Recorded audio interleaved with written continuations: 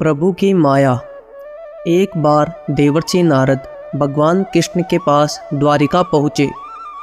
भगवान कृष्ण ने सिंहासन से उतरकर उनका स्वागत सत्कार किया और पूछा, आओ नारद, कैसे आना हुआ। नारद ने कहा, कृष्ण, मैं ये जानना चाहता हूँ कि माया क्या है। कृष्ण बोले, नारद, माया को बताया नहीं जा सकता, इसे तो केवल अनुभव से ही जाना जा सकता है। मेरे साथ आओ, कहकर कृष्ण नारद को द्वारका से बाहर ले चले।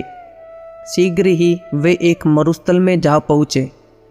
मरुस्थल को देखकर नारद चौंके और बोले, कहाँ ले जाओगे मुझे प्रभु? भला इस मरुस्थल में माया का अनुभव कैसे होगा? धीरज रखो नारद, कृष्ण ने सांत्वना दी। काफ़ी दूर चलने के बाद कृष्ण अचानक रुक गए। गले पर हाथ रखते हुए उन्होंने कहा, अब और नहीं चला जाता नारद, मेरा गला सूख रहा है। यह पात्र ले जाओ और कहीं से जल लेकर आओ। घबराइए मत कृष्ण, नारद ने पात्र लेते हुए कहा, मैं अभी जल लेकर आता हूँ। नारद जल की खोज में निकल पड़े। उन्होंने दूर दूर तक दृष्टि घुमाई। हर तरफ उन्हें बालू के ऊंचे ऊंचे टीले ही दिखाई दिए। पर जब वे कुछ और आगे बढ़े तो एक छोटी सी बस्ती उन्हें दिखाई दे गई। नारद बस्ती के समीप पहुँचे तो उन्हें एक कुएं पर पानी भरती एक नवयुवती दिखाई दी। नवयुवती बहुत ही सुंदर थी। देवी, थोड़ा सा जल पिलाकर मेरी प्यास बुझाओगी?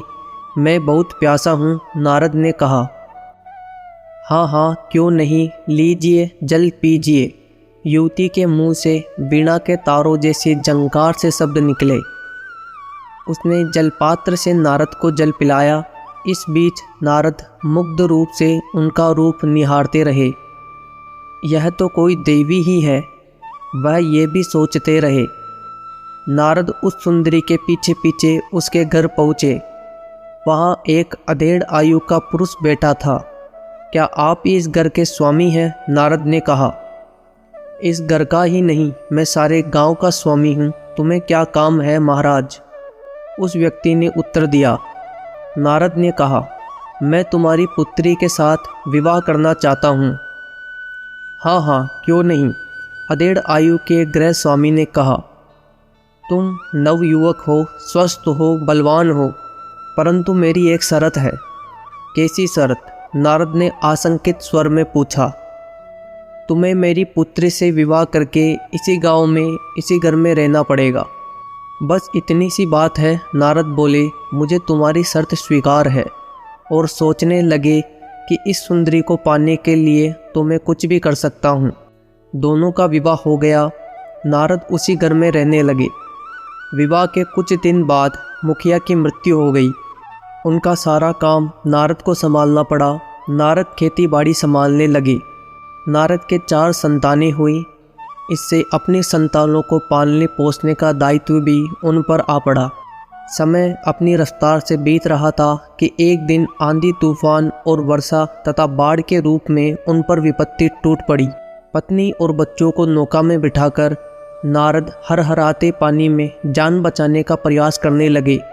परंतु बाढ़ का एक ऐसा रेला आया कि नाव उलट गई। नारद की पत्नी और 4 बच्चे बाढ़ के पानी में डूब गए। नारद ने उन्हें बचाने की भरपूर कोशिश की, लेकिन सफलता न मिली। बाढ़ का पानी नारद के बच्चों और पत्नी को लील गया। थोड़ी ही देर बाद पानी का दूसरा रेला आया, जिसने नारद को किनारे पर ला पटका। तट पर पड़े नारद विलाप करने लगे, हे विधाता, यह क्या हो गया? पत्नी गई, बच्चे डूब गए। अब मैं अकेला जीकर क्या करूँगा? तभी उन्हें कृष्ण की आवाज़ सुनाई दी, नारद, मैं बहुत प्यासा हूँ, जल लाए। नारद ने घूमकर देखा, सामने कृष्ण खड़े थे। नारद सुबकते हुए बोले, कृष्ण, मेरी पत्नी, मेरे बच्चे सब बाढ़ में बह गए, उन्हें फिर से जीवित कर दो। कृष्ण हंसे, बोले, नारद, किस भ्रम में हो? न कभी तुम्हारी पत्नी थी और न बच्चे, वह सब तो माया थी। नारद के मन पर छाया संताप मिट गया और उनका भ्रम टूट गया। उन्होंने हाथ जोड़कर कृष्ण को नमन किया और बोले, हे कृष्ण, आपने मुझे ज्ञान देकर मुझ पर बड़ा उपकार किया है। अब मैं समझ गया हूँ कि जीवन स्वयं माया है और उससे छुटकारा पाना बहुत कठिन है। तुम्हारी कृपा हो तभी मनुष्य उस पर विजय प्राप्त कर सकता है। इसी प्रकार दोस्तों, माया का शाब्दिक अर्थ होता है अज्ञान। सृष्टि के पालनहार श्री हरि विष्णु जी अपनी माया से ही संसार को चलाते हैं। जो व्यक्ति श्रद्धापूर्वक उनकी निस्वार्थ भाव से भक्ति करता है, धर्म के मूलभूत सिद्धांतों का अनुसरण करता है, उसे मुक्ति मिलती है और माया का प्रभाव उसके जीवन में नहीं रहता है। अतः माया अर्थात अज्ञान से पीछा छुड़ाने तथा अपने जीवन के मुख्य लक्ष्य मोक्ष की प्राप्ति के लिए श्री हरि विष्णु जी की उपासना अवश्य कीजिए। दोस्तों, यदि आपको हमारी वीडियोस पसंद आती हैं तो वीडियो को लाइक और चैनल को सब्सक्राइब जरूर करें। जय श्री कृष्णा।